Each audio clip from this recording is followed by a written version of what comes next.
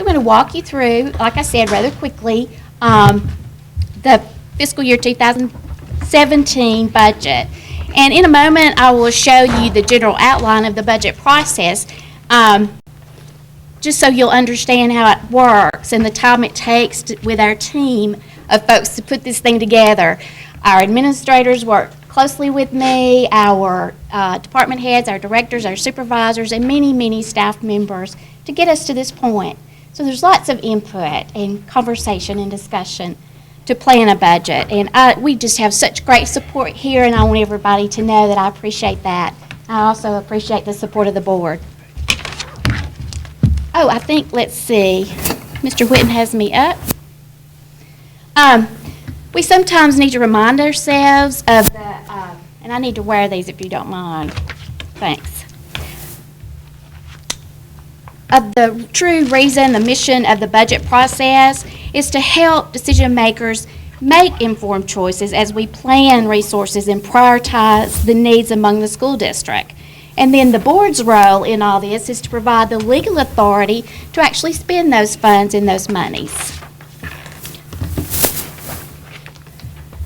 Here, oh, and I meant to tell you, everybody has a hard copy, and I print on large paper so that you can take notes. But however, I think you'll be able to scroll it in your Chromebook, hopefully. Hopefully you can, I don't know, but I sent it to you today. This is our framework for excellence and pillars for success that Mr. Massey revealed to the board a little over a year ago with the school system's mission statement at the bottom. And the financial plan plays a crucial role in organization effectiveness to reach these goals, which ultimately is to maximize student achievement and the reason we are here. I think most of us are pretty familiar with the fund types and funding sources, so I will touch on them briefly as we go through the presentation and cover the expenditure categories, but we will mostly focus on the general operations of the school system. Our budget goals, as you see at the bottom, I'm piggybacking off the system's mission statement, and that is to continue to operate our schools and district at an efficient level, to ensure that our programs and services are effective and can be measured, and also to provide accountability for public resources, whether they're state, local, or federal. And that's really the reason for holding the public hearings. And I wish we had a room full, but is for public awareness and accountability. As I mentioned, this is the overall general outline for the annual process, and it starts about 6 months ago, as you can see, beginning with staffing our local schools in the spring of each year for the following school year. We are still announcing and filling positions, believe it or not. I know you see those every day. So your staffing report that will show you the total number of employees that we have and the number of employees by school, I will present to you at the next board meeting when we give you your final budget booklets. Okay, let's look at general fund, state and local funds. Just a little history on the Education Trust Fund, the state revenues called the ETF.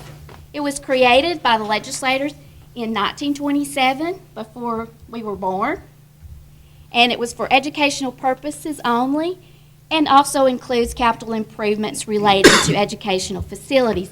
We battle every legislative session to protect the ETF, as you well know. Most states aren't set up the way we are in Alabama, in that everything's in one pot, general fund.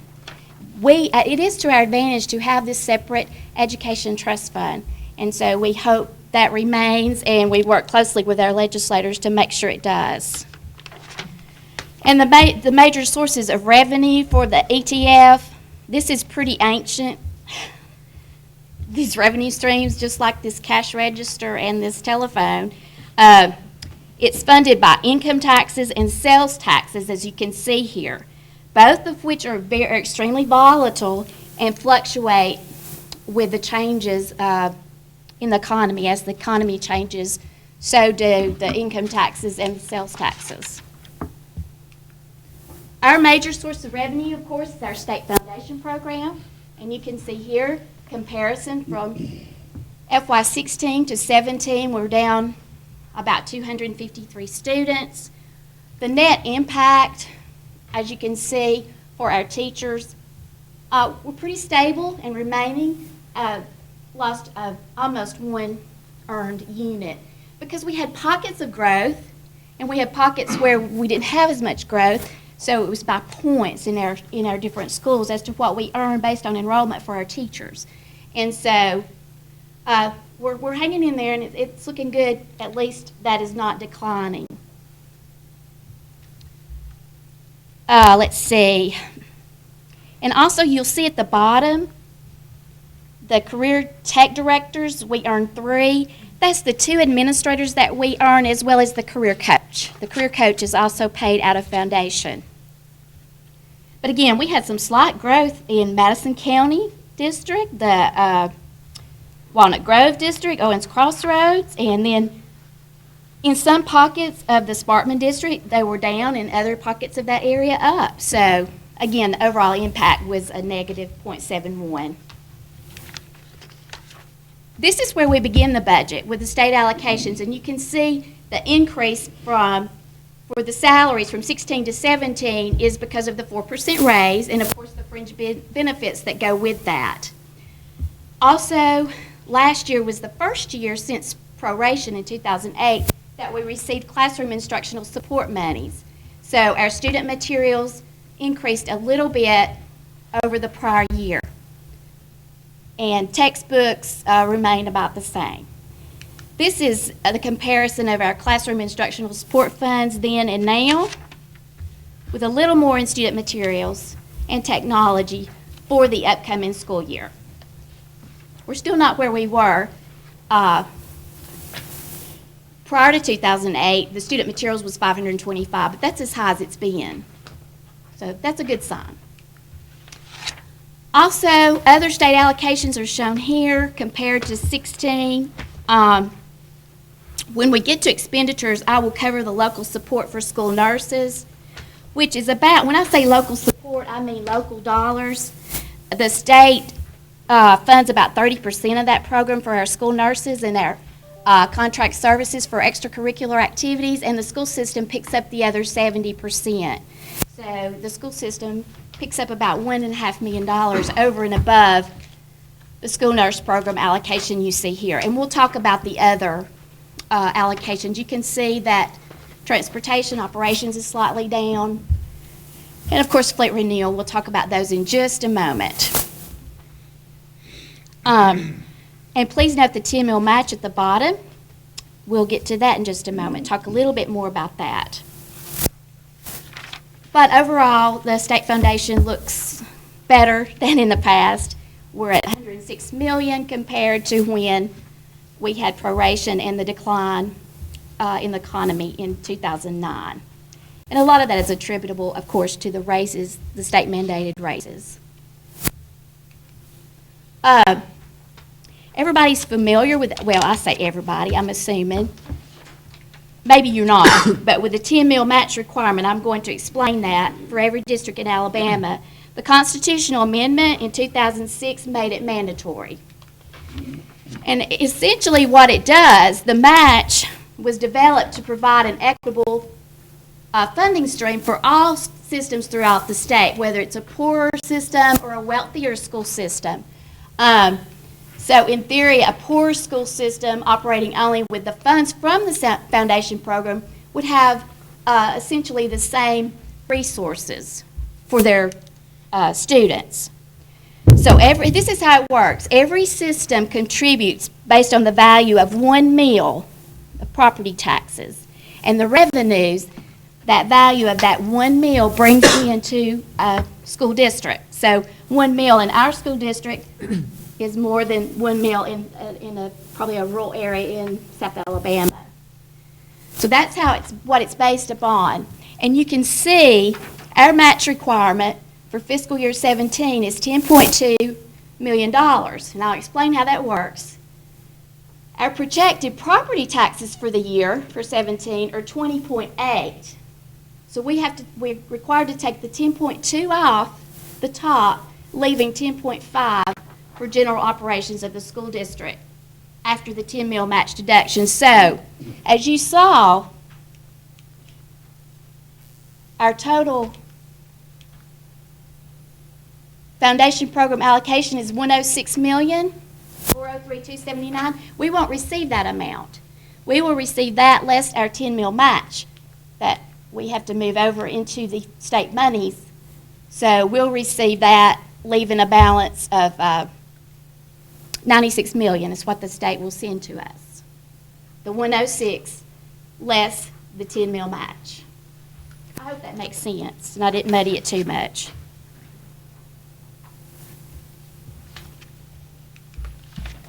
And here I left off some things, but the local revenue sources we're about to talk about, we're moving from state to local.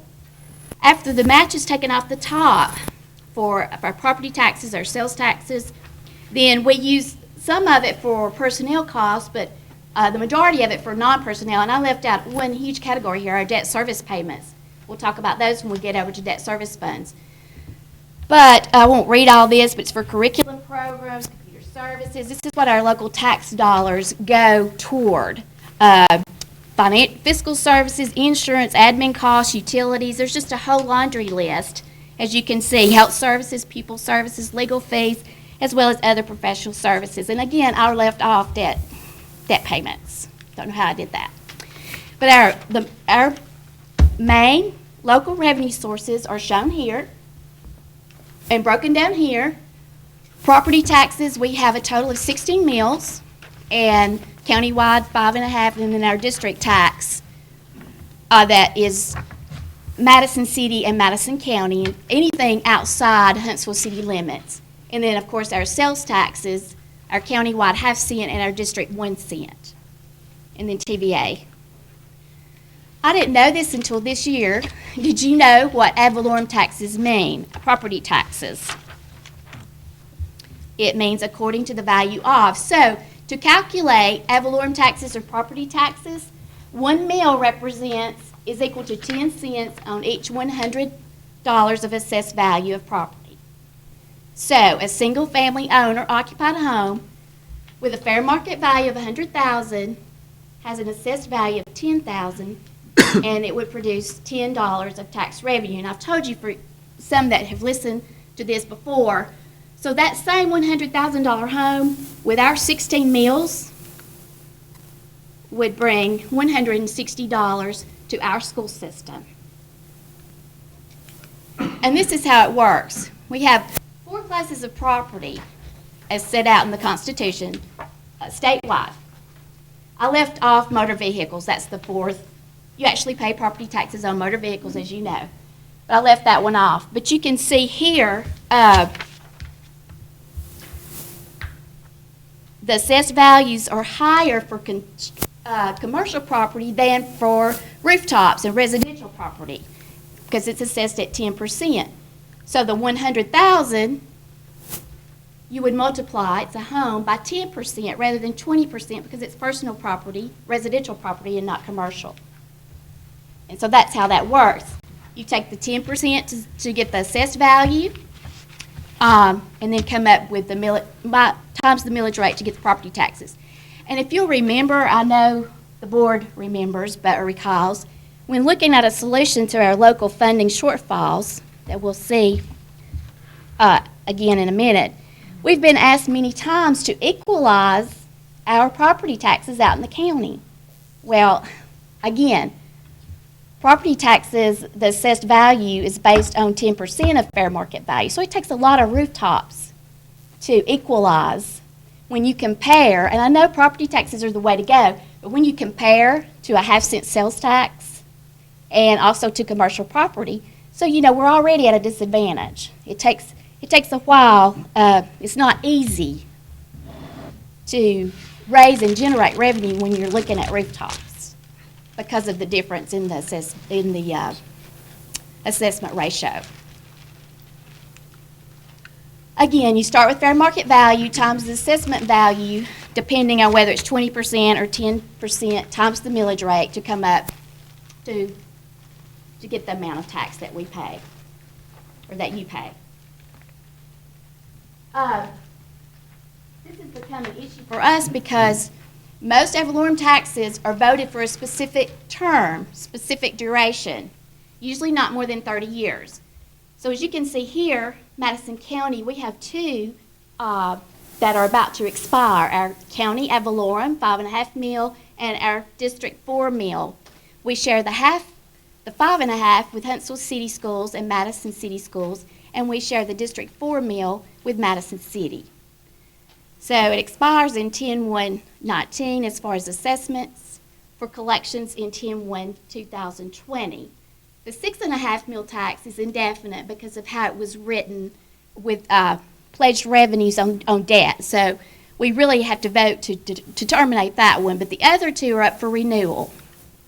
So we have some planning to do in the next several months to see how we will work that in to make sure that renewal passes the vote of the people.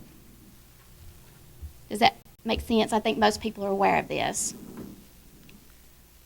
And this chart you've seen many times. It's just the millage rates in Madison County when we compare our millage rate to Madison City Schools at 27 mils because of the city support, and Huntsville City Schools 27.5.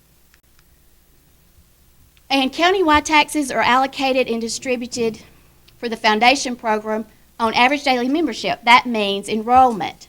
District taxes stay in the district in which collected. However, within that district, they are also distributed based on ADM. And let me explain what I'm talking about. In the fall of every year, the state superintendent distributes the letters to the taxing officials in each county and shares the distribution percentage for countywide school taxes. And so here, this is this year, what we collected based on student enrollment with the 3 school systems. And if you'll compare it to last year, our rate went up quite a bit. Oh, sorry about that. Is this adjusted with the Limestone County change? Yes, and that's what I was going to explain. Ours went up, Huntsville City's went up, but you can see Madison City's came down from 18 to 15. And that's because the Limestone County kids that attend Madison City schools were not included in the ADM count for Madison City. So they were included in the count for the letter, the memo that went to Limestone County. And in that letter, I don't have it, but it has Limestone County, Athens City, and Madison City with a .11 something for those kids. That's where they're supposed to be funded. So that's why the change this year. And fortunately, we had pretty significant increase in sales taxes as a result, as you can see here. When the adjustment was made by the state superintendent, you can see our actual 2015 collections are projected to end this fiscal year in September. It's up by about 7%, 9% on the 1 cent. And because in the budget, I'm projecting a 3% all the way down because that one-time adjustment has been made. So hopefully that's how it will continue if we can maintain the enrollment that we currently have. So I'm projecting a 3% increase for 17 in both those, as well as property taxes for typical growth rather than an adjustment based on ADM. Any questions on this? And I updated the local school comparison of local revenue per student with Madison County, Huntsville City, and Madison City based on the last approved financial statement, September 30th, 2015. So you can see we're still lagging behind our sister systems with local funding per student. So it's difficult. We lag behind as well with some of the programs and the options that we have that we can offer. Our programs, our capital improvements, and it doesn't even touch, our local revenue doesn't even touch athletics. So the overall, you can see we rely much more heavily on state resources. And those are restricted mostly to personnel cost in the foundation program, the 60%.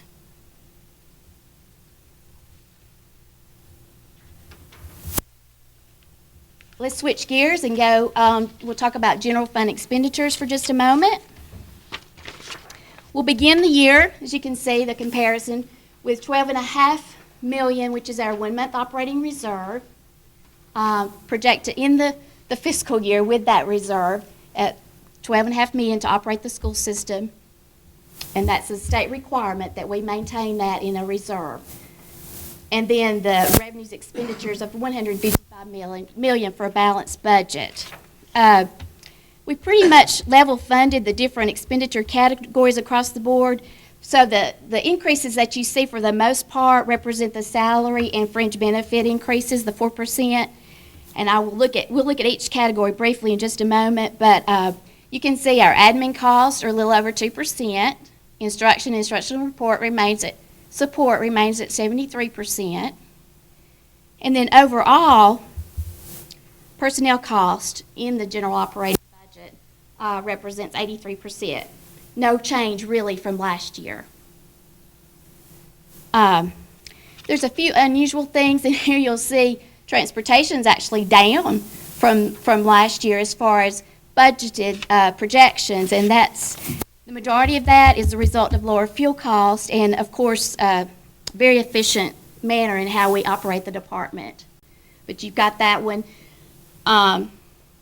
We're just keeping our fingers crossed on the fuel because that's going to be a great benefit. We've been able to do so much more with those funds, the state allocation. Also, on other preschool, that looks a little strange, and I will tell you why. Because I don't have the OSR grants. The Office of School Readiness preschool grant awards that we received this year go in the state general fund category. And we received $1.8 million. And that will be reported at our next budget meeting. But right now we're finalizing the expenditure side of it as when we finalize Title I and our other federal programs. So it's been amazing, the many schools that received those preschool grants and what we're able to do with that money. Everybody's doing a great job, both Title I and non-Title I schools. So that discrepancy will not be there at the end. About $2.5 million? Yes, sir. Last year we received $1.4 million. That's already included in this 2.1. So I apologize for that. We just don't have all of our grants finalized as far as the expenditure side. I threw in the fringe benefits. You can see the gradual increases with retirement as well as health insurance. It went up from $9,360 per employee this year on the employer's match to $9,600 or $800 a month. Also, unfortunately, with the health care costs continuing to rise, so are the health insurance premiums for the employer as well as the employee, especially related to family coverage. And our indirect cost rate keeps going down. That's the federal rate for funds we receive back from federal programs for administrative services. So that's down this year. Some highlighted expenditure requirements I just wanted to touch on. First of all, the state mandated raise. So it was perfect timing for the increase in the growth with our sales taxes to help us with our locally funded folks, whether they're support folks or certified folks. That salary increase was approximately $425,000. Then I talked about health services and school nurses, where our local support went up $125,000 this year. The total local support is $1.4 million, and then the state funds about 30% of that, as we talked about earlier. Our reading coaches, we fund 5 coaches out of the total of 14. Is that right, Mr. Solly, 14? Okay. And Mr. Massey really went to bat for us this year because the state sent out their new plan for systems that are doing well with their reading coaches. Their budgets were cut, and I won't go into all the detail, but it was about a 60% cut. So Mr. Massey made some phone calls, met with some folks, and they said, we will level fund you this year. And so we were able to to continue with the system funding about 5 reading coaches, and that it's about $70,000 a coach as far as their salary and their benefits. And, you know, they do a phenomenal job in our school systems, in our elementary schools. So, fortunately, we were level funded this year. We have no idea what will happen next year. But, you know, we'll do what we can to make sure we have the coaches that we have. We just don't know how that's going to look, what that's going to look like. Then with transportation services, our local support is $631,500, and $400,000 of that is buses. So really, our funding out of local monies for transportation is the $185,000 for traffic duty, and then $46,500 for all others, software and a few other things. But fuel and everything we're able to cover with our state allocation. I also highlighted these expenditures to show you our annual licenses that are due in 2017. The top part being for computer services, and then all other departments. So we have a lot going on here, as you can see. And that's our annual licenses that are due in fiscal year 2017. I hope I didn't leave anything out. They're spread out throughout the general budget. And we've been able to share with Title I and at-risk funds to take care of some of this, and it's just been enormous, the help that for these other funds. And I'm not going to read this to you, but this is each expenditure category and the obligations and services in each area. So, of course, personnel cost, the 83% of the budget, remember, is first and foremost. So, I won't read this, but if you have any questions, board members or anyone, and you want detail in all these areas, you see the totals here. But if we need detail to show maintenance or whatever, I'll be glad to provide that for you. But this shows the expenditure categories, and if you'll notice in operations and maintenance, the district-wide special projects, this is the $125,000 that was budgeted in prior years as discretionary funds for the board members by cluster or high school family. We're taking steps to work with the board and to prioritize those needs across the school district to determine the best use of the money. So I sent you an email this week to get your thoughts on this and how we can tweak it moving forward. So we'll talk about that more. But there's a separate line item under maintenance for district-wide special projects. And then transportation, again, we talked about the majority of operating costs are funded by the state, with local funds picking up. Now, I'm talking about operations, $231,500 plus the $400,000 for bus purchases that I didn't show here. Then the other two categories are general administrative and our operating transfers for debt service for child nutrition program salaries, TVA funds to local schools, and so on and so forth. Of course, preschool falls under this category. Special revenue funds, we will show you by line item the expenditures at the next board meeting. These are our allocations for the fiscal year 2017. And they do include at the bottom the State Office of School Readiness Grants, the $1.8 million that we just discussed. And you can see pretty much level funded, a slight increase with Idea B for special ed services, and a pretty decent increase for Title I. And Dr. Jensen, Dr. Slaughter, we've been just really thrilled about that difference because it's really made a difference in our local schools and what they can do in our Title I schools. We don't know how that trend, what that will look like next year. We don't know the trend there, but it's good for 17. Oh, and we did apply, Ms. Stovall, for our homeless grant. You apply at this time of year. We usually don't know until the end of October. But we've applied for $68,474, and we're thinking and hoping the support we are providing locally with our social workers now the state will see that and the feds will see that and will help secure additional federal funds. We're hoping. So, for additional help with that program. So we'll know later in the next few. The child nutrition program. You can see the projections here for that program. The legislators changed the requirement to maintain a 2-month operating reserve. It's about $1.2 million a month to operate our child nutrition program in all of our schools. So that's what it takes. The new legislation reads that that requirement's no longer there. However, we're supposed to maintain a positive balance. Who would have thought that we're supposed to maintain a positive balance?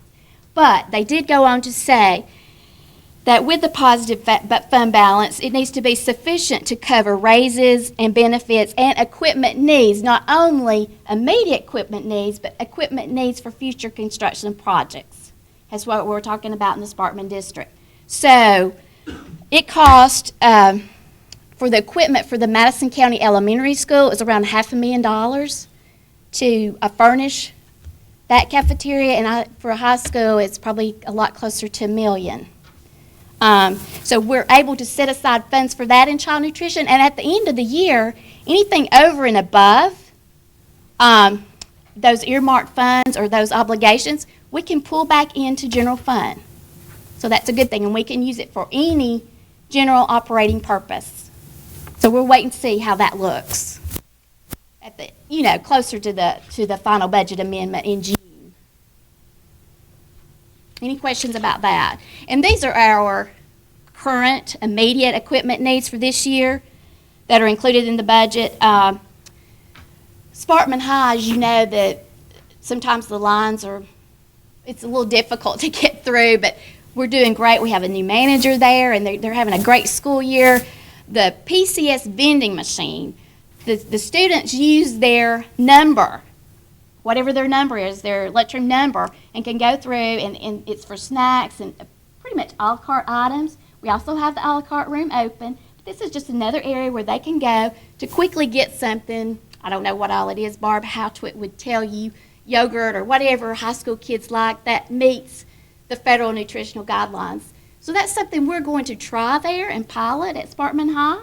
And if it's successful, we're going to move to other schools and try that. But these are our immediate needs, and we have those every year, and we share the love throughout the district for child nutrition. This is the meals per labor hour averages for last year, the school year, and the participation for child nutrition. We're holding our own while following the federal nutritional guidelines, but we're also becoming more creative with our menus this year to hopefully increase participation and to increase our meals per labor hour, because the state standard and what they encourage is 16 meals per labor hour. And you can see our average is 14. Some are very low, and we're working in specific spots. New Hope, I think, is a one-time thing with the way the schedule worked, and I'm not even going to get into that because I'm not an expert on that, so I'm not even close to it. But that should go up this year, and then we're working with some of the others too, all of the others actually. Barb brings them in once a month and talks about menus and how we can be consistent and how we can share with others to improve our participation. What is the rate done in the past year? I'm sorry? What is the participation rate done in the past year? You're talking about 16 or the 15? It was about the same, 75%. Since it's gone down since the federal government passed the nutritional guidelines by about 5 percentage points, and we just want to get back up to 82% where we were before. The state really doesn't have a recommendation there, but that's ours. But I will tell you, you can see by looking at this, we have a strong financial position with child nutrition. When it's about $1.2 million to operate that program, and we're running 3.5 to 3.7. So we could honestly pull some of that into general fund if we didn't have these other equipment needs, construction needs hanging or ahead of us. So they're very strong, and so we're real pleased with the program, but we know there's lots of room for improvement. Debt service funds, these are set aside, these funds for our annual principal and interest payments. And what I did this year, presented it a little bit different so you can see every series that we have, our warrants after refunding issues, and this is our debt payment just for 2017. Principal and interest with our Snyder Phase 1, Snyder Phase 2, and they just about completed, this is their last month, Carrie, September-ish? Yeah, that's right. So we'll start monitoring with them our guaranteed cost savings to cover these debt payments. And so in looking at this, the state, $4.8 million we get from the state for debt service. In other words, the $12 million is covered by 4.8 from the state and 7.9 from local funds. We have quite a mortgage payment. And I think in April, I gave you an update of our local school bank loans. And since then, Madison County High renewed theirs. And so this is the current balances for our local school bank notes that the board approved. And the monies they use to make the payments are TVA funds that they receive every year, the high schools, and the public monies they collect from athletic and extracurricular events, as well as non-public money. So it's a combination from those three funding sources. They don't receive anything from our local funds because we can't stretch our funds that far. But this is a current balance, principal balance for our high schools. Capital projects funds, and we're almost finished. Fleet renewal, the state allocation for our buses and our lease payments on our buses is $995,592. We have one lease, woohoo, that pays off in February. So we're going to be able to purchase 7 buses from fleet renewal this year, fleet renewal funds, and also 4 from general fund. Then this was the one I was telling you about, the $4.8 million public school fund monies that we use for debt payments. And then I'm going to detail the BRAC balance in just a moment.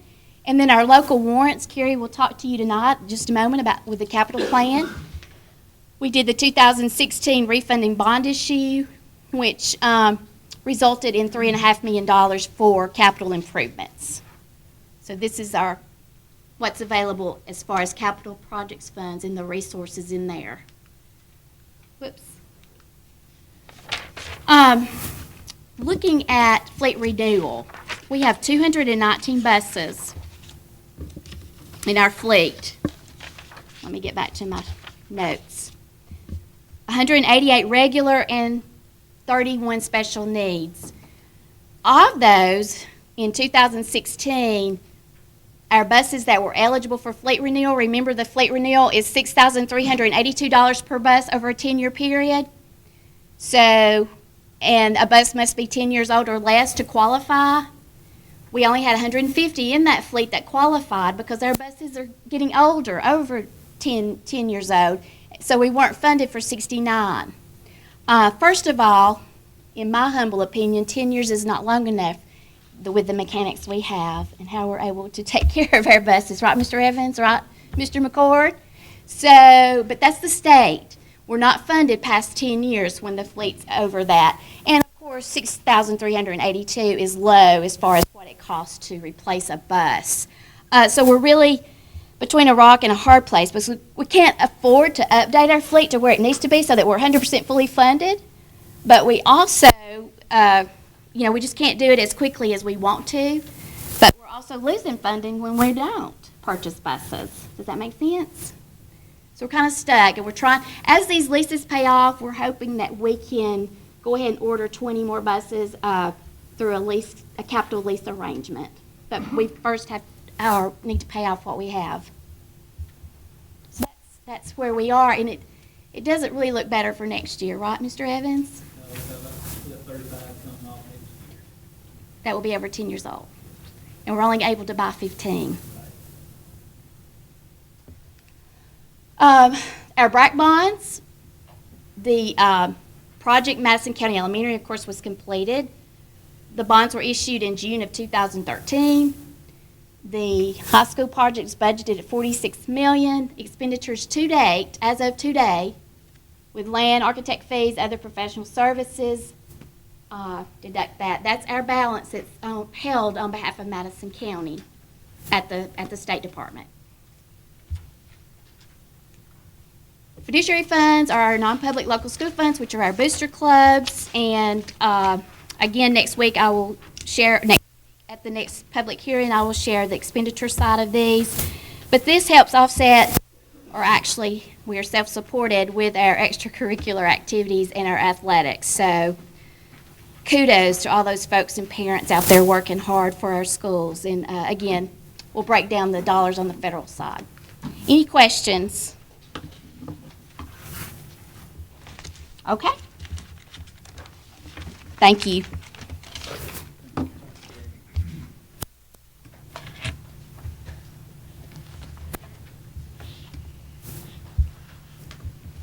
All right. Any other questions or comments? No, I'm glad I don't have to put all that. Yeah, on the fleet renewal thing, just to kind of add one more thing, because it's hard to kind of understand. Basically, you're only funded for buses less than 10 years old in the state. So as our buses get older, that's the less funding we have. The less funding we have, we can't buy new buses. So it's kind of a snowball effect, and we're on the wrong end of that snowball. And so that's, 15 or 35 are coming off. We're purchasing 15. That's 20 net buses we're losing, basically, right? The other thing is, a bus costs $25,000 more up front than you get it back over 10 years. So we typically would need to buy 20 buses every year, but it's just impossible to do without taking out of general fund capacity. So, the board, transportation department do a great job of keeping all our buses safe. The good thing is, this year with what we bought, we don't have any more buses that are running regular routes that are not air conditioned. This has been a big plus in the past 3 weeks. We haven't been doing that. There you go. All right.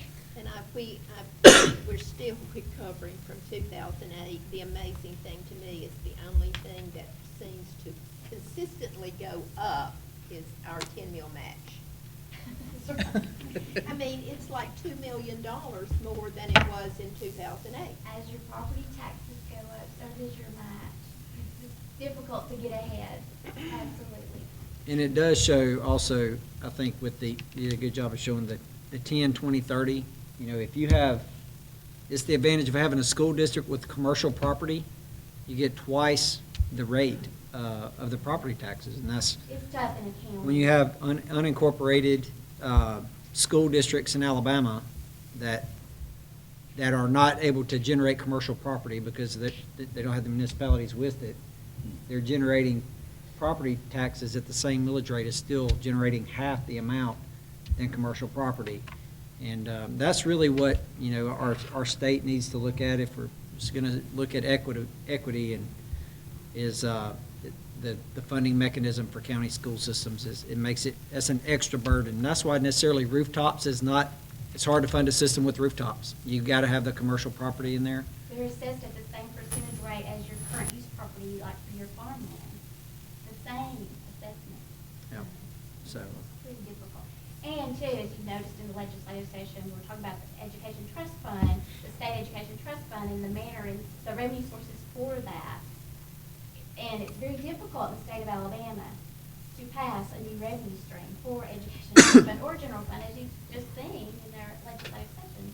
No matter your political, moral outlook on everything, but, we're still with sales taxes and income taxes funding the state. all right. Well, thank you. A few things to kind of update you on. We've gotten just here local. We've got the AEDs now, one in the building here for meetings such as this, but we also have one in our teacher resource center and in our transportation center down there. We've earlier in the summer, having one at Buckhorn, we had the opportunity to save save a life of one of the baseball player from Madison City, and it's just kind of a reality check for us of how important those are. So one of the things we want to continue to build a robust supply of those. So we now have one here for you guys, if you need it, hopefully not. Next Monday is with Labor Day, but we have our PD Day, our Professional Development Day, is Tuesday. So there will be no school for students on Tuesday. Our local schools and districts will be having Professional Development Day. So after tomorrow, students will come back Wednesday. And today we had an incredible day with our schools at University of Alabama Huntsville. It was career day and college day for them, and we had our juniors and seniors come through there, and other schools and other systems come in there. But it's the comments we get back from our kids in there of how seriously they take this, and the conversations they have with that is a reflection of our community and our students and our teachers. But there today, the Chamber of Commerce also did an incredible job of getting industry there. Lockheed Martin was there, Deloitte was there. There was a lot of different industry there that is not typical. I had one of my students came up to me. That's one of our female welding students that's in the second year of the welding program, and she said, "I want to be an aeronautical welder. I want to weld for things that go in space." And so she made contacts with Lockheed and has got that lined up. So it was a lot of exciting kids today there and took that seriously. So I want to share that with you guys.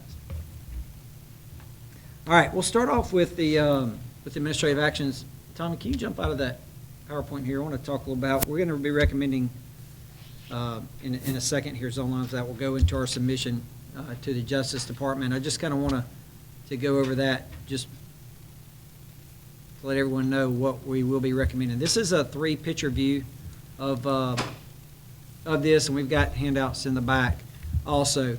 On the left frame is the entire county district with our high school systems, but also it has the Redstone Arsenal in purple down at the bottom to kind of see parts of that. The middle slide is just basically a crop of the Sparkman zone, which stretches all the way down into parts south of here. I'm just going to highlight this down here. We have kids down here that travel up to Sparkman, so that's an area there of concern there, and that we have to pay attention to, that we're including.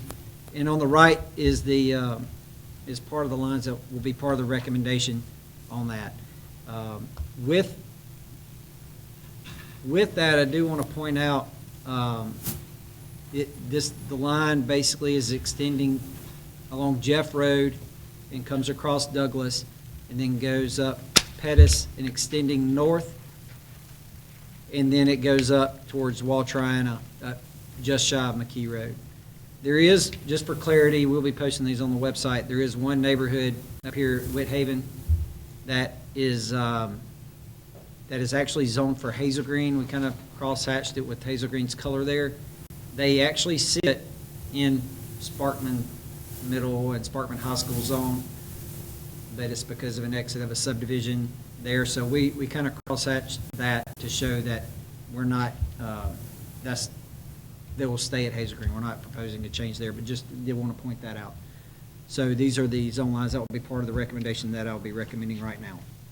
So I recommend approval of the zone lines in 9 through 12 grade configuration for Sparkman High School and the new high school in Monrovia upon completion of the new high school project as attached, and to authorize the superintendent to file a second submission to the Department of Justice and NAACP Legal Defense Fund for the proposed new high school. Motion. Second. A motion and a second. Is there any discussion? Yeah, I think I'm confused on the that's Briar Fort Road. It changed its name 4 times. The road you're talking about Whithaven's on. It's on Murphy Hill. Murphy Hill, Briar Fort, and it turns into, it changes names 4 times down through there. Yeah, and we didn't mess with any of those. That's under the current zone lines there. But I thought Butter and Egg was the current zone lines for Sparkman High. I thought Butter and Egg's back west. It zigzags as you go north. It just kind of is little steps of I butter and mean, egg. this is the district line, what the district line used to, but Yeah, the district line comes, I Actually, think it's butter the- and egg. it actually stops. It's actually- Scott Road now. Yeah, and we've got a map on a website that has the district line overlaid with our high school zone lines. You know, one conception is that there's a lot, the high school lines are your district lines. You know, that District 1 is Hazel Green, but talking with Mr. Curry, he actually has people zoned for Sparkman in his district. He has people zoned for Riverton Elementary in his district, a few hundred people, and so it's, the district lines and the high school lines do not overlap. Ms. Bates has Hazel Green, you know, folks In Madison zoned for County. hers in Madison County. So, right, it, As Nathan can And Ms. Doe has attest, Spark- we tried That's right, Nathan. to encompass schools in their entirety in the district lines as well as we could, yes, but it was a bridge too far. We couldn't match the lines. right. So, And it's not intended necessarily to be that way either. Well, because. just to clarify, voting districts and school zones are two different lines. We try to keep But them I don't think it's close, right. but because of the regulations for what has to be included in a voting district and school zones, they do not match one-to-one. That's the reason when you get near the borders, I'll have some Madison County in the Buckhorn voting district. And so that's what we're kind of talking about a little bit.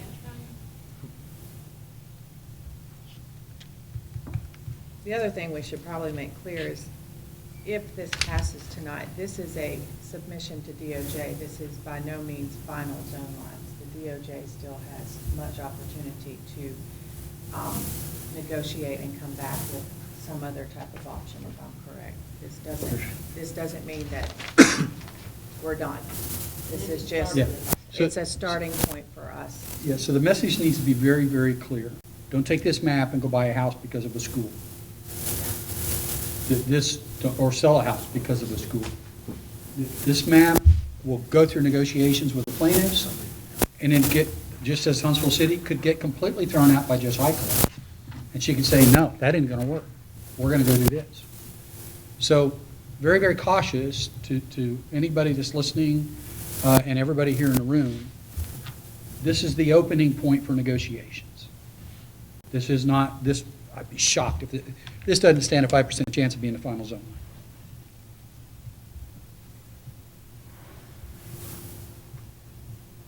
Is there any other further discussion? I saw it. I understand now. I'm with you. Okay. All those in favor, please say aye. Aye. Aye. Motion passes.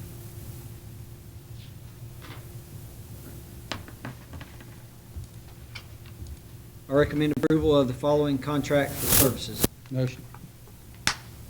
Second. Have a motion and a second. Is there any discussion on contracts for services? All those in favor, please say aye. Aye. Aye.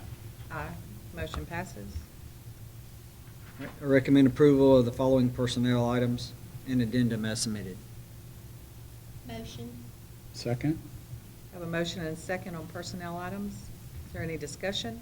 Yeah, Go ahead. go ahead. No, go ahead. Go ahead.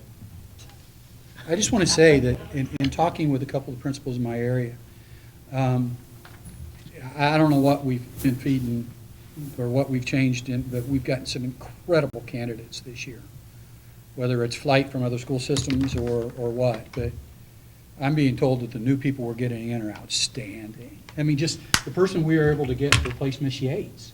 Who'd have thunk that kind of a person would be available? So, Ken, congratulations on whatever we're doing, marketing, Mr. Superintendent. But I'm being told that the new people we're getting in are absolutely standing, will fit well in our culture. So, To go with our good old people, right? do what? To go with our good old people, right? Of course. I'm not going to win with that, so I'm leaving it alone. All right. David, did you also have a I did, comment? and I went past it, I guess. I was confused on the addendum, on the,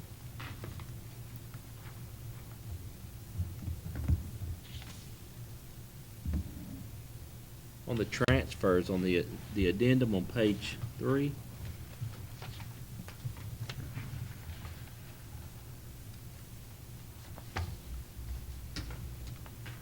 A resource specialist for high school at central office.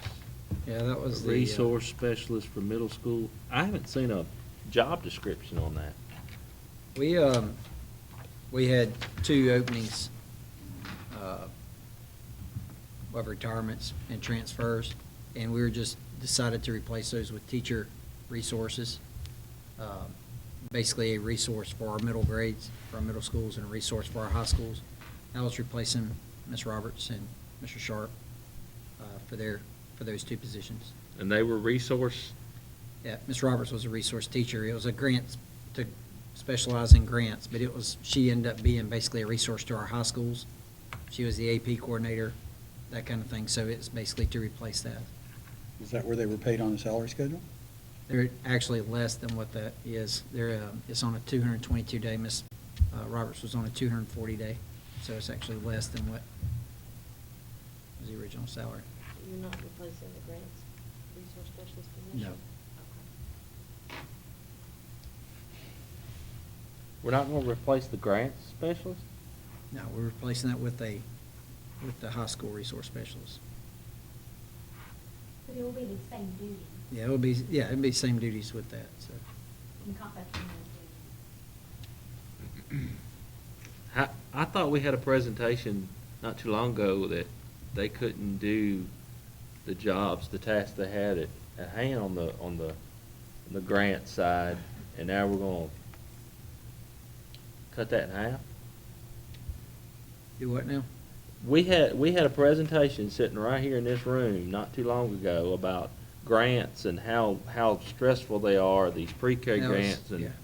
If and I recall, these were, so one was an OSR grant and Title I grants, and this grant specialist was a separate set of grants, not the ones that were in yeah, the but we're, presentation. okay, No, Ms. Roberts didn't do any pre-K She OSR wasn't grants. involved in that source of grants. That was Department of Defense grants, like the Project Lead the Way grant that Harvest and the 3 Monrovia Elementaries got. That was the grant that, I guess my point is, though, that grants do take a lot of work. and we're gonna be. Would you agree with that? Yeah, we got 2 So now different. we're cutting, Yeah. we're taking that position and we're splitting it up into other duties. So when that position was created, with Dr. Davis or Mr. Swain? It was Dr. Dr. Davis, it was to go and have somebody to start to write grants. That's kind of how it was created. It turned into implement these huge grants that we ended up getting through the Department of Defense. So that position ended up being, Ms. Roberts ended up basically, she did a lot more than just write grants. She was implementing grants in our high schools, in our middle schools, some in our elementary schools. And it involved coaches and coordinating those.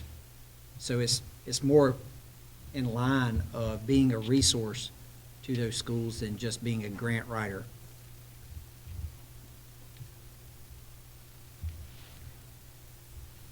Do you foresee these 2 paying for themselves the way Margaret did? Do what? Do you foresee these 2 positions paying for themselves the way Margaret did?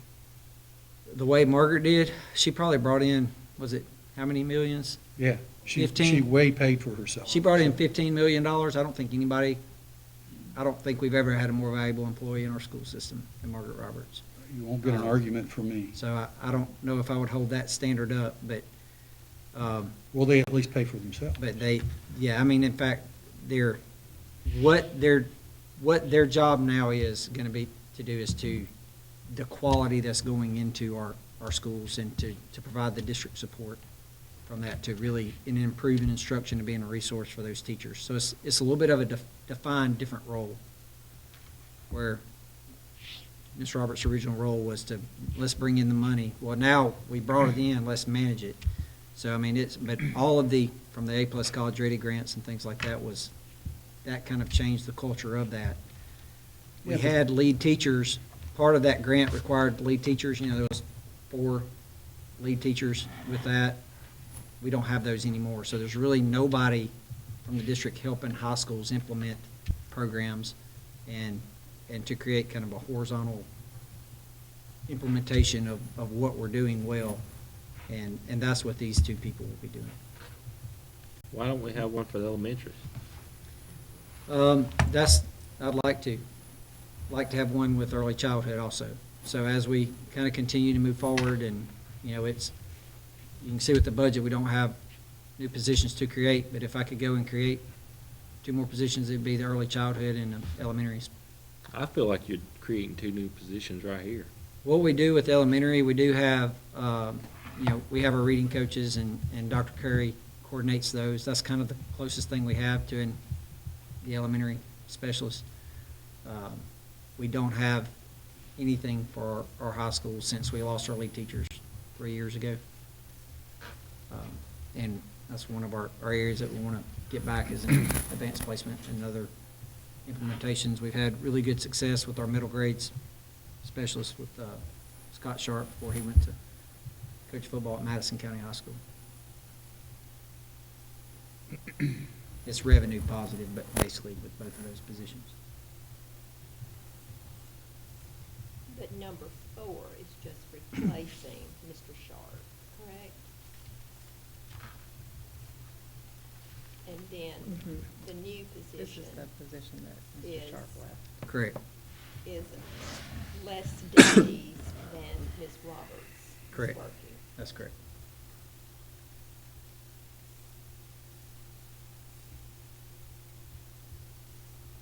Is there any further discussion? All those in favor, please say aye. Aye. Aye. Opposed? Aye. Motion passes. All right, and we'll now go to our work session. Yes. We have several presentations. Would you like to introduce Yeah. the first one? We'll start with Mr. Perkins to discuss Aaron's Law. And thank you very much. I know that's a delicate topic. I appreciate you taking that on. You must have gotten the short straw. Yeah. Well, there was a plan, and so we actually have the experts here who will get an opportunity to kind of explain the details of Aaron's Law. We've had a long-term relationship with the National Child Advocacy Center for years in implementing our SCAN program in all of our schools. And in June of 2015, Alabama signed into law Aaron's Law, which basically requires public schools in each state to create a program or implement a prevention-oriented program for students that will kind of help with, child sexual abuse and things of that nature, identifying, those particular areas. And so we have 2 individuals from the Child Advocacy Center who will come to kind of shed some light on Aaron's Law, kind of give you some information about the SCAN program. Ms. Deborah Callens, who is the Prevention Director of the Child Advocacy Center, as well as Beth Jackson, who is our SCAN program manager. And they're going to kind of come and give us some information and kind of give you all an overview of the SCAN program and Aaron's Law.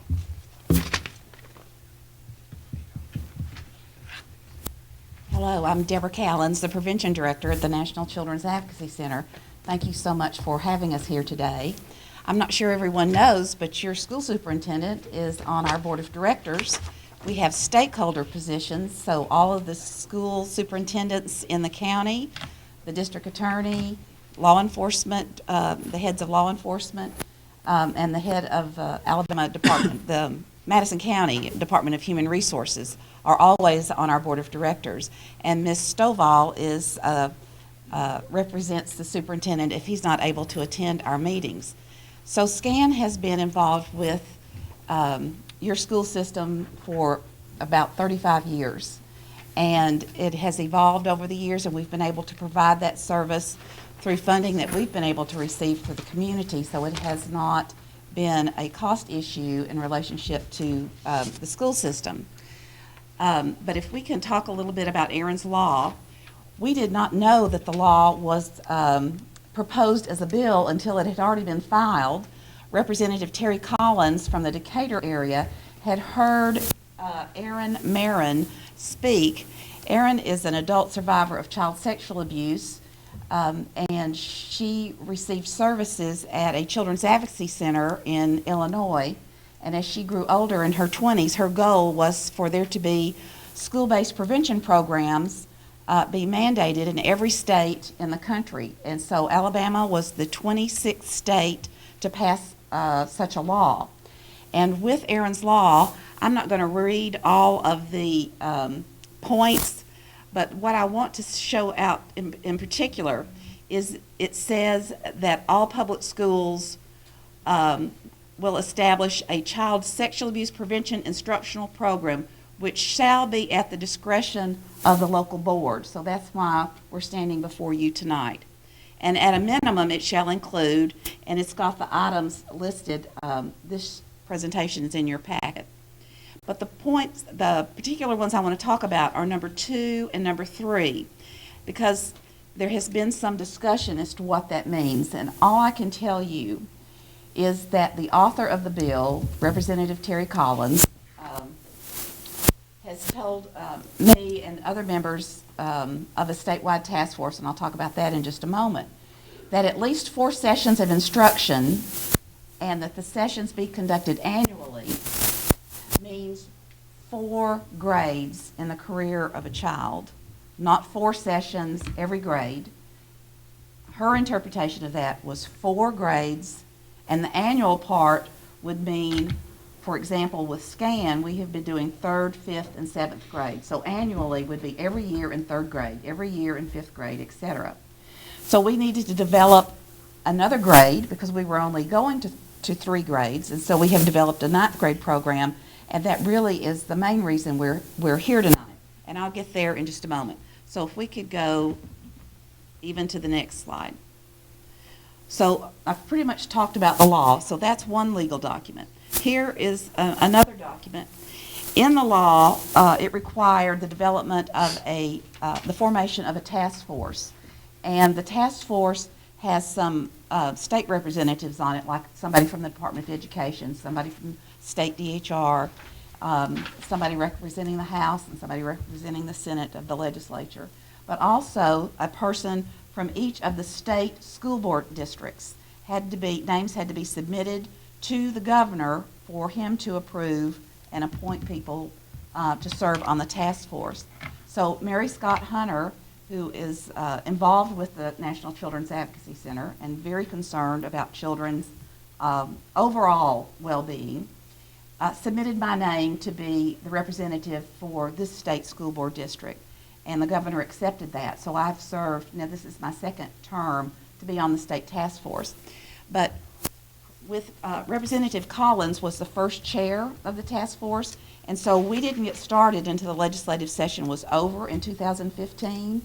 And in the law, it says that a report had to be written by December of 15. So honestly, we had to put something together pretty fast. And so the task force released in January these recommendations, and of course for the task force to continue, that we develop guidelines for standards, and there's a subcommittee working on that, and that and they wanted to put in any of the school systems that were currently doing school-based prevention, and so you can see SCAN is listed as a recommended program. So I've been receiving phone calls from children's advocacy centers across the state and school systems. I bet I've talked to 10 to 15 school systems from across the state about implementing SCAN, and Beth Jackson has done 2 in-service trainings with school systems and is going to be doing another one in South Alabama in September. So other school systems or nonprofits that are serving school systems are being trained in the SCAN model.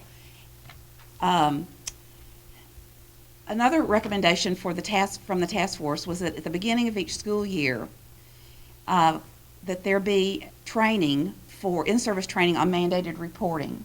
Now, it's my understanding from Mr. Perkins that now you require each of your employees, not just faculty, but each of your employees, to do the online training for mandated reporting at the state DHR website, and that then the completion, the certificate they get for that is placed in your personnel files. That is great, and we're really glad of that. so that's something that you're working on, and that is a wonderful thing. And we provide in-service training with your guidance counselors, and whenever we're asked, at no charge, to our own community. So, and also, another recommendation was at the beginning of each school year, an orientation for middle school and high school students on peer-to-peer sexual abuse crimes. And so in your folder on the left side is a folded brochure. We wanted something that would, school systems could copy. State DHR had a program, had a brochure that was very primitive, and it was about consensual sex with teenagers. And so we took this and worked with State DHR and came up with the Alabama sex and sexting laws.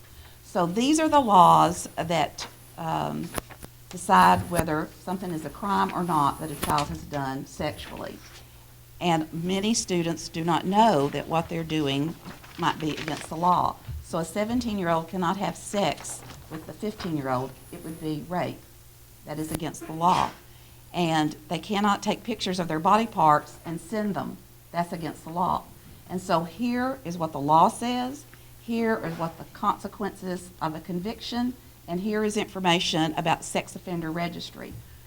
This is important information. Hopefully it will help you keep from having disciplinary hearings. It will help law enforcement, DHR, and the DA's office from having to deal with cases that pretty much waste their time, and they have more serious cases that they have to be involved with. So I just wanted to share this information with you as well. Okay. There was a discussion at the task force about how do you get things moving in counties. And there are 26 children's advocacy centers throughout the state. But in every county, there is a children's policy council, and it is legislated. It is run through the Alabama Department of Early Childhood Education, and they've got somebody that's in charge of the children's policy councils. And these policy councils, the presiding juvenile court judge is responsible for them. Here in Madison County, the head of the detention center, the Neves Davis Center, is responsible. You know, the judge has deemed that person responsible. And the Children's Policy Council meets about quarterly, and they just happen to meet at the National Children's Advocacy Center. And Beth has been our representative that has been attending that. So with the Children's Policy Council and the CAC, this order from the governor says that we need to come up with a countywide child sexual abuse prevention plan, that we need to work with the school systems at the beginning of each year, so that be sure that you've got the in-service training that your employees need, and then to work with the school systems for the orientation about this brochure that we've already discussed.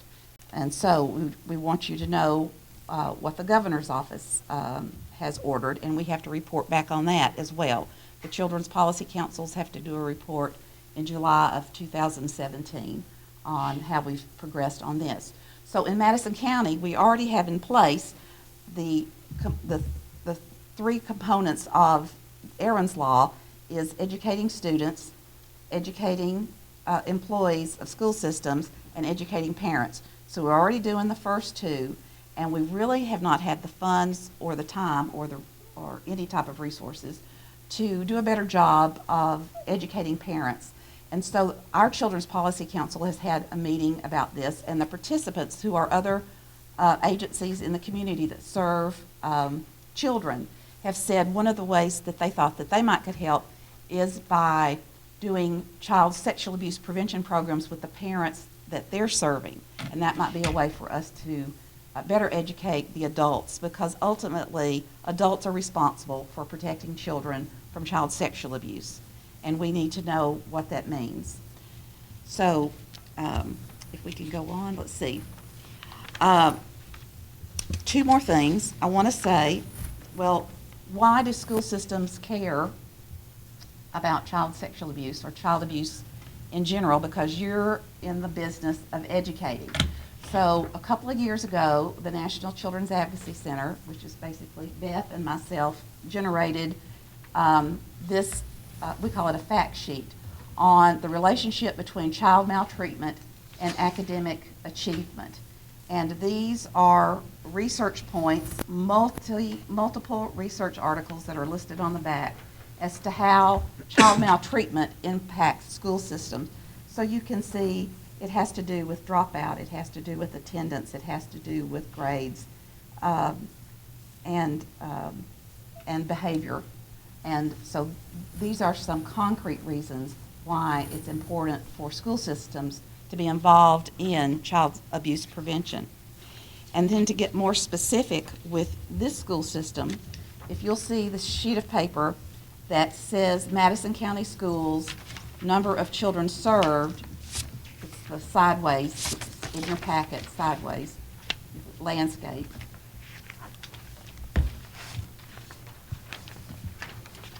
You can see where children from your school system have come to our campus for forensic interviews.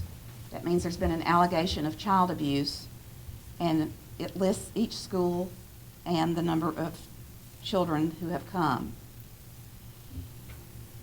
I'll give you a minute just to absorb that. But if you look at the numbers for the high school students, because I kind of looked at that, for those of you in the audience, the total for child sexual abuse from this county is 74. 74 students this last school year came to the Children's Advocacy Center for an allegation of child abuse. If you add up the high schools, where we do not provide any school-based prevention, 25 of these 74 are from high schools. So that number might increase as we provide services. Our goal in prevention is to prevent it from ever happening, but at the very least, we want to stop it if it is going on. You can see the bottom line down there, school unknown, which means that the information was not provided to us, is 58 for sexual abuse, but a total, and so everybody knows, the total for the school system for physical abuse and sexual abuse and witness to physical abuse or violence or witness to sexual abuse for this school system was 131. And the total of unknowns that we had was 122. So if you do the numbers of how many children we see in your school system with our SCAN program, that's 37% of the children that we see are with your school system. So if we take 37% of 122, that would be 45 of those unknowns will more than likely be from your school system. So if you add 131 and 45, that's 176 students that came through our facility last year that attend your schools. So we wanted you to have that information. We thought that would kind of help bring it home. And Beth, you know, I'm the kind of the generalist, but Beth is specific, feet on the ground, and so she'll talk about the 9th grade program. So first, I just wanted to say what does SCAN stand for, because we keep referring to it, but it stands for the Stop Child Abuse and Neglect Program. And as Deborah already shared, it has been around a really long time and was actually came to being in the late 70s, early 80s with your school board and then superintendent's blessing. So currently, we are serving children in grades 3, 5, and 7 and have formerly had a puppet show in kindergarten and first grade that unfortunately, due to some budget cuts, had to let go. We have always dreamed of doing a high school program because we know that that population also suffers from all types of abuse and also sexual abuse. And so right now we are currently serving about 3,500 students in your school system. But with that increase in the 9th grade program, we really are excited for those numbers to rise. Also, as a service, as Deborah talked about, we do provide a lot of training, not just in school systems, but actually throughout our community in talking about mandated reporting and child abuse awareness and child abuse prevention in general. So, and again, all of this is funded through grants and donations that are made to the Children's Advocacy Center. We do test outcomes every year. And again, as we were talking about Aaron's Law, that is also required as part of the law. that we can't just go in and do programming without seeing what kind of impact we're having. So every year we do test a sample of students, and last year some Madison County students were in that sample, and we pre and post tested, and we wanted to see, are they gaining the information that they know how to respond to, appropriate responses to situations of child abuse and neglect. And as you can see on the pretest, 73% had that information, and after the SCAN program took place, 98% had that information. And again, we will continue to do outcome testing in all 4 grades, and we will provide that information. So 9th grade.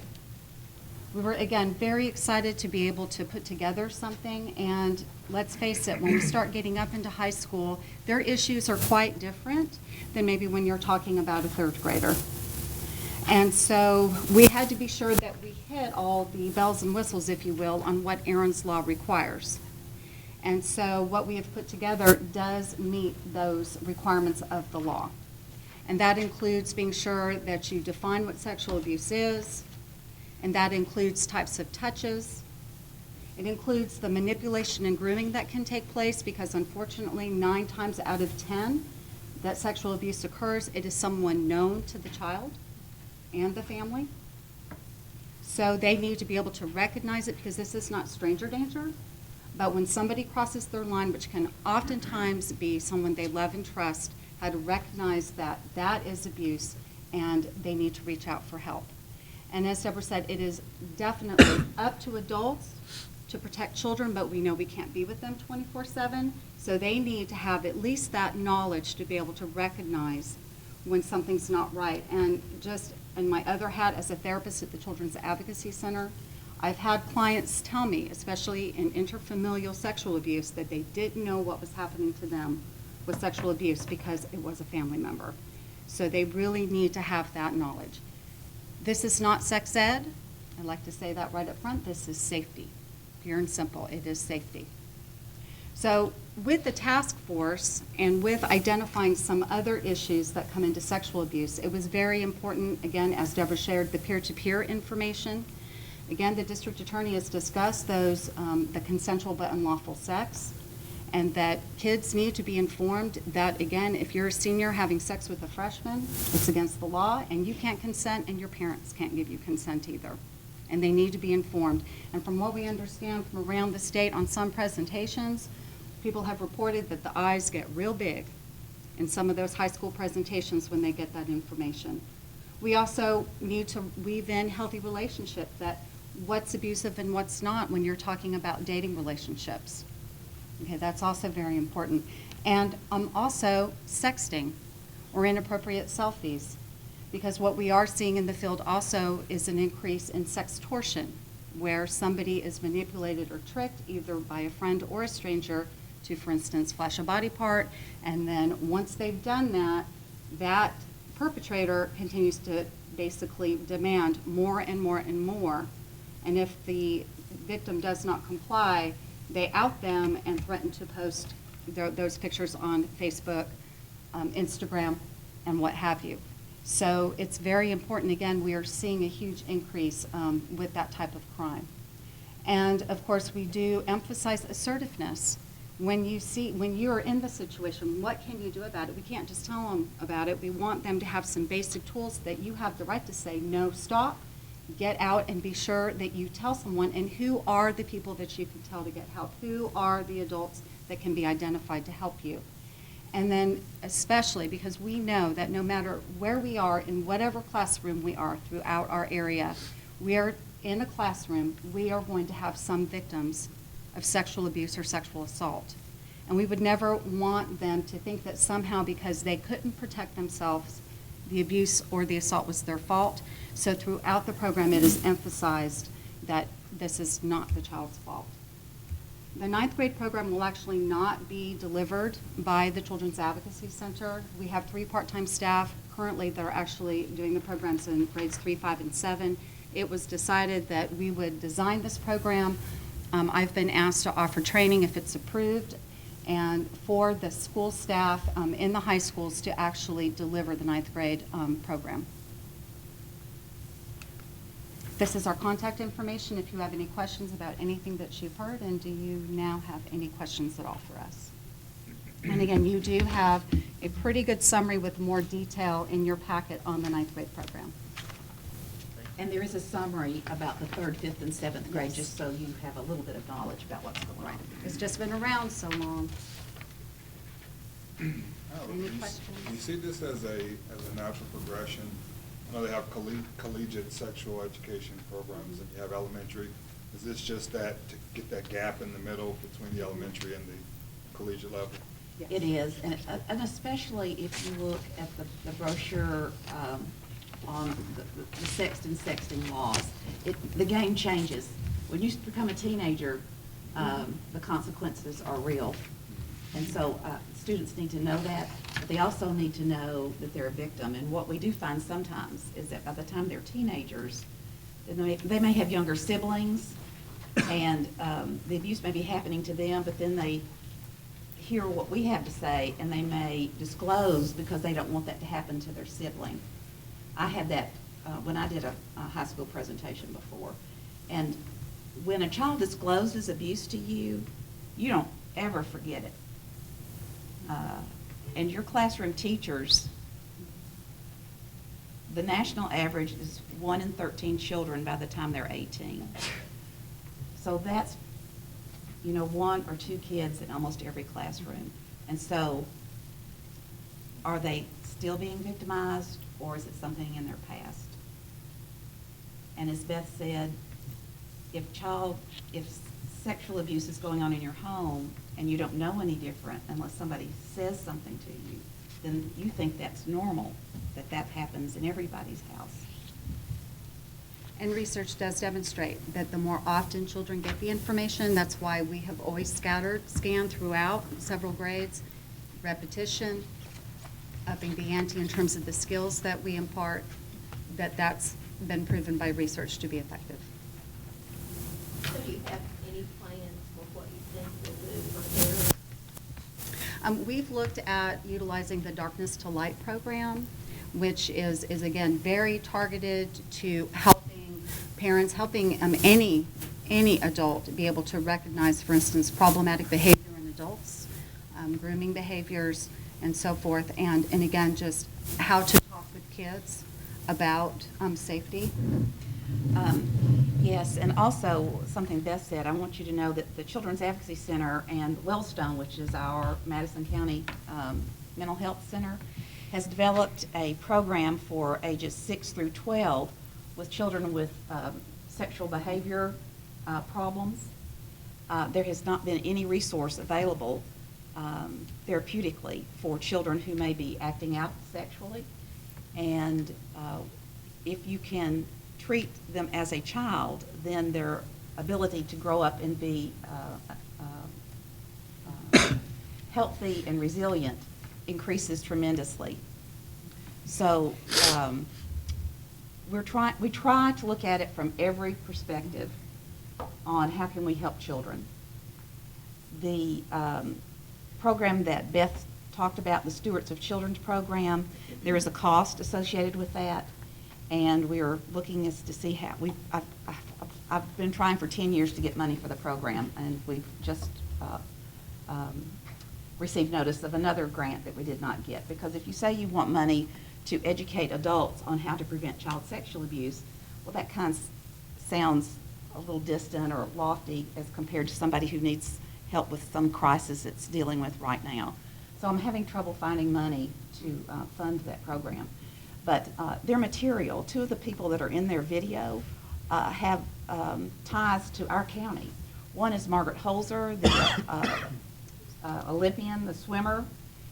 She had seen a SCAN program, and she was walking home with a friend and divulged some abuse that was happening by her neighbor's father.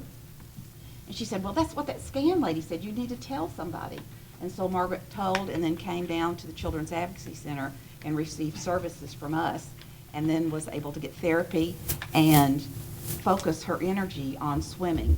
And she has spoken about this, so I'm not disclosing anything, and she's in this video. And the other is Carol Hogue. She was the director of Healthline, the crisis line in town. her husband was a Baptist minister, and they got transferred to Charleston, South Carolina.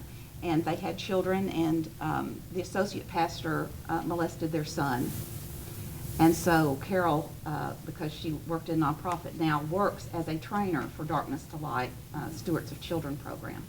So it's very real. It's not some stranger out there. If you know, everybody here knows somebody who's been a victim of child sexual abuse, whether you know it or not. Everybody has something that they cope with. And so we want to be able to protect children and to prepare them and help them heal if that's what's needed. So we need your help allowing us to do that with your students.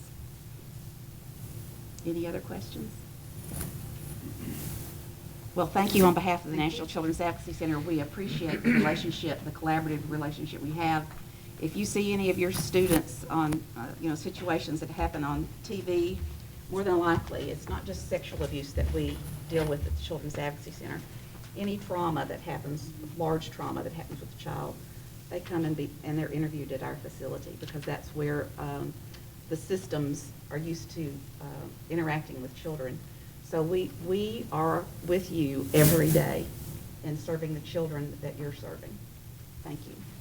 Thank you, guys. I appreciate you guys so much. I know it's incredible to have partners such as National Children's Advocacy Center right here in Huntsville for us. I know we've leaned on you guys. One of our principals meetings last year was at your facility. We really wanted to kind of be a part of what you guys are doing and to be a resource there for our kids. And thank you for all you give for that. There you go. Because your schools have welcomed us with few issues for many, many years. Appreciate it. All right, Mr. Wilkerson, apparently you have the floor for an extended period of time, your letters B, C, D, and E. I'll do it. B, capital plan. Y'all all got this last week. I think Dr. Miskey sent it out to you. The only time I'm not going to read over it, I'm going to brief over a few highlights real quick. Of course, number 1 is the high school. 2 and 3, the reason they're still on our capital plan was simply because until we close the project out, we keep it on this plan. And when you go on the state, after we submit this in September, 2 and 3 have dropped off because they don't recognize it because it's been funded this last year, and we have people calling. But you'll see it on here now. And we'll finish those 2 projects. We'll close out about the next 2 to 3 months.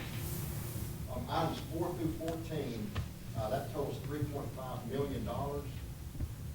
Those are the projects we see that right now are most important, what we need to get taken care of. And that's the amount of money we have from Karen redid that bond. So that's 14 and 15. On down through, you'll see it's about 13 pages long. Anyway, it's $202 million we need capital funds. And these are things we need now, not what we need in 10 years or 7 years or whatever. If we have $202 million, we can start spending it now. The next 3 or 4 years, we spend every penny of it. There's a few things I know I've been asking a question about. Item number 8, which is the corridors to the gymnasium and the dining room at New Market School. Other than New Hope Elementary and New Hope High, who go outside of their gymnasiums, New Market's the only school that goes out to their gym, to their lunchroom, kindergarten pod. And Sparkman Middle School, they go outside just to the band. Other than that, everybody else is fully enclosed that go outside. But since y'all have seen this, I don't know if you have any questions without me just reading it to you. That's what it is. There's anything special.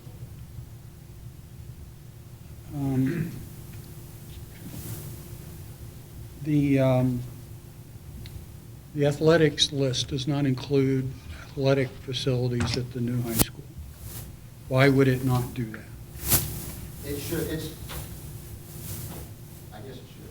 I'll have that for a full, we have that list. If we're going to make it complete in a wish list, let's put that stuff on there. Okay. Plus, if we have it priced out, that tells my community what their goal is. Okay. I'll get that put together, and by Tuesday, I'll send that back out to you, just that section, but I'll add it to this master list before we approve it. Yeah, that's absolutely. And this will go in as unfunded. The red items will still go in as unfunded. And we will vote to individually fund those items. Yeah, we can put it in as unfunded. These items, all of them, except for, I believe, two items, are over $50,000 anyway, so they require a contract that you would have to approve to do the work anyway. So that's correct, you would have to approve that project. Well, I'm just going to point out the same problem we have. We're legally committed to building a high school. We think we have the bids, or we can get the bids to build the high school. But the problem is, we may get into that, as we have in other accounts, and we may find something that we didn't account for. If we spend this whole $3.5 million, we have a problem. Because we have a school we're legally committed to do, that we then have a problem. I'm not saying these projects aren't important, but I'm saying we ought not jump the gun until we really know what's going on at that high school.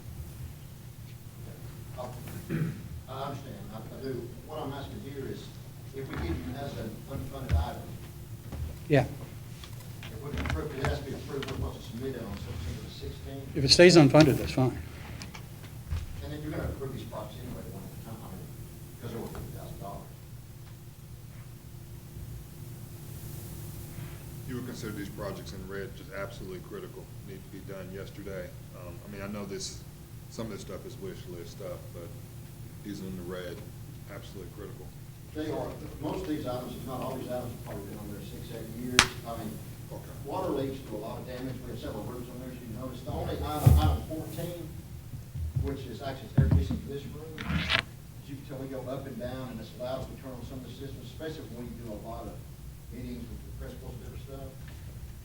Matter of fact, the chiller outside, they'll have to go off at a certain point. 48 degrees cool, you got this chiller outside there, yes. And it runs down to 40. We've got this one set different, all the way down to 40 degrees ambient air, but you know in the spring and fall, at night, it might get down to 39 degrees. No matter how many people you have here, no matter how hot it gets in this room, you might get air conditioning, because that chiller's gonna shut. And we've had that issue before. Troy actually lowered it, it was on 48. Mr. Curry, the red indicates what The the 3.5. funding is actually there for. Right. But it wouldn't be funded. It would just kind of, I asked Kerry to do that just to show what we have. Well, those,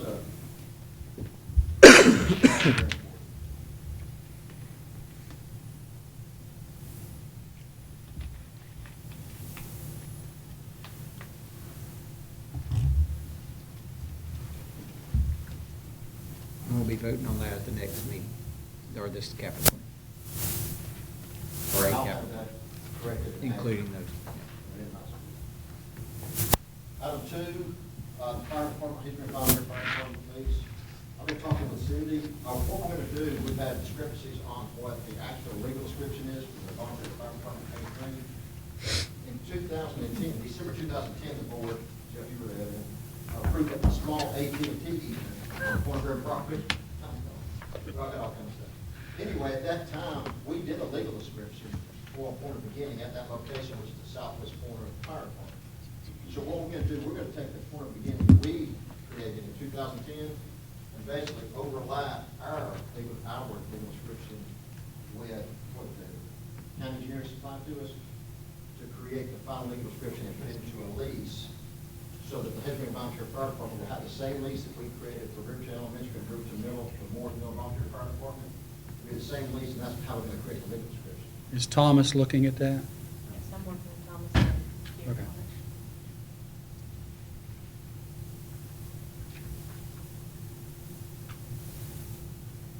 Mr. Roberson, just a logistical question, not question, request. Apparently, the people who are streaming can't hear you unless you're at the podium. I know it's hard to believe. They may be better off. I know, but we've had a request. How you doing? Believe it or not, people want to hear what you have to say. How about if I stand here? Is that better? Okay.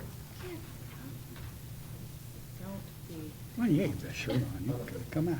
Looking good. I got this right off a mannequin. It looks good. Very short there. Item 3, the change item for Hedgeman High School second floor mechanical.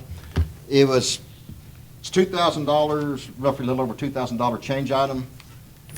And most of it, the majority of it, $10,000 of it, was we had to install an air conditioning unit in an IT closet. that wasn't part of the original plans. They actually moved that IT closet, which they have to do all the time, and move them and enlarge them. So that's the majority of what that cost is, and it was a total of a 2,000 something positive gain change item for Hazel Green's mechanical system.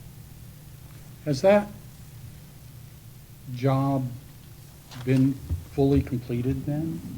It has, yes, sir. That's a good question. You'll notice when And everything that we allocated was spent there on the heating and cooling? No, sir. Our budget, actually, if you remember, Karen's going to have to help me with this a little bit. Our budget price came in about $50,000 under what we had budgeted. Okay, so what do we do with the 50,000? It rolled right back into general fund to pay for fees. Well, we haven't closed out the project, so we don't have the total yet, but with architect and engineering, we don't know yet. And we may have 25,000, something like that left. We haven't done anything with it. But we're not going to have a shortfall, because we committed that money to that school for that issue. That's right. That's correct. No shortfalls with that project. So it goes back into capital to be used for. What we did, we took the 1.5 million from capital and budgeted 300,000 out of local funds, out of the maintenance. So it's in the maintenance budget and stuff.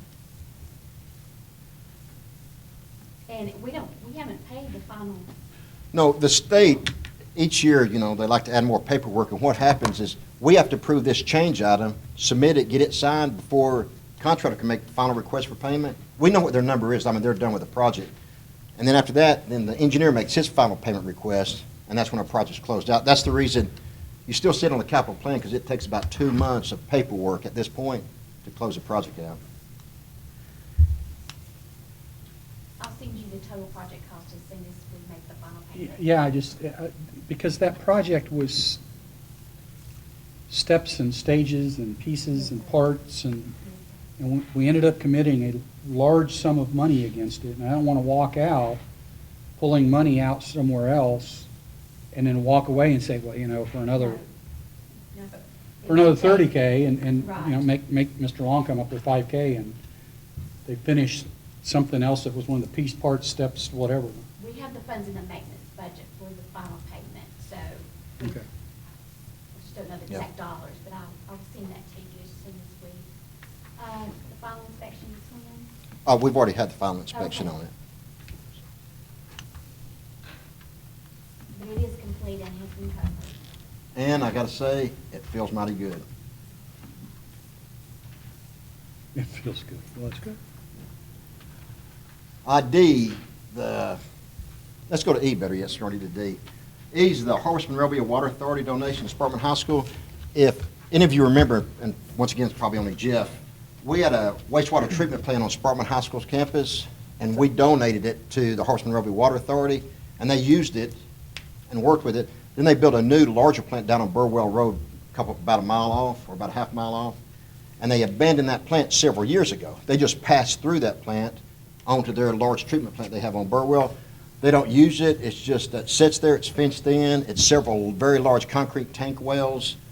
And what they're recommending or asking, if we want, they'll donate it back to us, that little piece of property and those wells. They will have a small easement for some water line. And then what we would like to do with it is, actually, we've got a gentleman here tonight who wants to work on an Eagle project with it. But we want to look at doing an aquaponics plant there. And the science teacher is all excited, and it's just a question of whether or not we want to accept that donation of that treatment plant back. What kind of aid, okay, we love being not in the sewer business because of ADEM and all these Yeah. other things. So what kind of ADEM liabilities are we assuming if we take it back and then have to decommission it? It's already, Are they decommissioned it, completely cleared it? There's no, yeah, permit's gone. It's been decommissioned, permit's gone. It's so it's no clean. ADEM boogers are going to come back and bite us, or? Not on this one, yeah. That's a great point, but no, absolutely. They decommissioned it several years ago. Yeah, I mean, it's Yeah, just but sitting yeah, there, but. and they released the permit, and they use it on a Burwell now. Okay. We need to get some use out of it. Yeah, it's just taking up space that's, It could be. I hate it right next to the bus pumping too, because if we can just clear up traffic, that would be nice. Well, now, if we get it back, we're going to do some work. I'm going to change it, make it look a lot nicer, and move a few things around. What has to happen from here, if the board's in agreement to consider it, I have to go back to the Harpston Robbery Water Board, which meets, I think they meet on the third week sometime also. Then they'll discuss it to officially request to donate it to us, and then I'll bring the paperwork back to the board to sign it to say we're going to accept it. And just make sure we get a good look at the donations, so there aren't any gotchas in there from it. Well, not only do they have to deed it back, but I'm worried about, are they going to remain liable? They were responsible for decommissioning. They need to remain responsible for any, no pun intended, backflow issues that may come up. Because ADEM's been so wonderful to work with. And we have a gentleman here tonight that wants to do an Eagle project. Yeah, would you like to tell them about it, Kip? If you'd like to, just tell them about what you want to do, just in 2 minutes.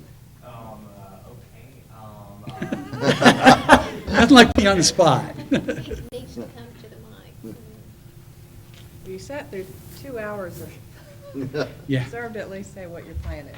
It's going to be a big project, so it's going to be nice to have. So my name is Kenneth Purinton, and I'm in the Boy Scouts, and throughout looking through people who are doing Eagle Scout projects, I've noticed that people have they underestimate like the worth of an Eagle Scout project. Like they might do some workbenches or just flagpoles and say, hey, this is just an Eagle Scout project. Well, I'm doing all this work and effort to try to do something big and great for Sparkman High School, such as a new way of a new part of the science department. This is going to be the second of its kind, and well, for the high schools. So it'll bring Sparkman High School and its name greater than before. I think that's it. That's it. And it is. It's going to be great. Thank you. Thank you for your endeavor.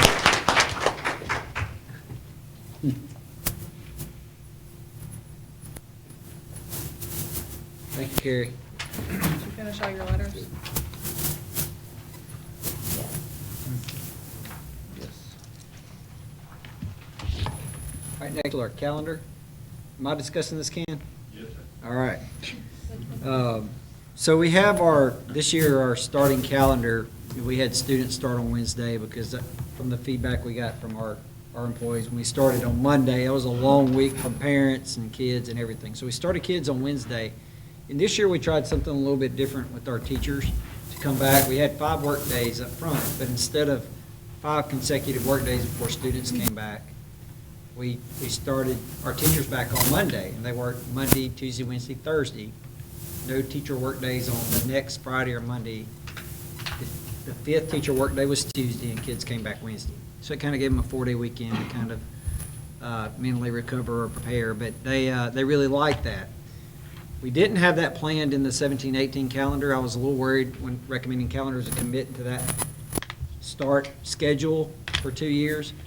But that was the feedback we got from the teachers, that they loved it. We sent out a survey to all teachers, and 75% of them asked the board ask if we would consider changing next year's start time similar to what this year's is. So basically what this is, it doesn't change any days for any student. This literally, it would take the Friday and Monday, which is the 28th and 31st of July of 2017, and move those to the 24th and 25th, that Monday and Tuesday. So that's what they're asking for the board to consider.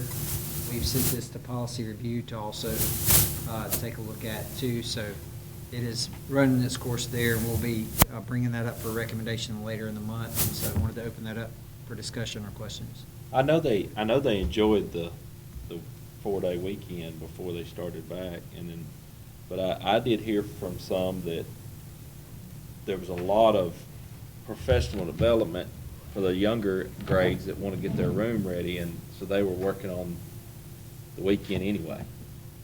So there was no time to do anything in their room, and I know it's needed, they have to have that kickstart, but I do think they need the time in their room to get it ready. I've seen them up there at midnight getting it ready, and I think it puts more undue stress on that teacher. If I was a teacher, my room would be plain as these walls, but you go in these elementary classrooms and they work their tail off. It is. So It is. I need to look at that for next year. Yeah, and we'll do a better job making jam-packing that it a little more clear to our folks. And actually, the previous year, we only had 4 work days at the beginning and before kids came back, and we had 2 in January. So we actually shifted that around to say, hey, I heard the same thing, we need more time in our rooms. So we actually took one of the days in January to this year, so we had 5 days. And they did have more time in the room. We want to make sure that it's clear too that they're going to have the day in their room to get their Uninterrupted day, Yeah. because some of them, Uninterrupted. especially the Correct. younger Right. people, they had to go somewhere in the morning, and sure, they did have the afternoon, but, that breaks everything up. So what I heard, and not from my own kid, okay, make that perfectly clear, that she doesn't talk school, but that they would like to have one whole day uninterrupted.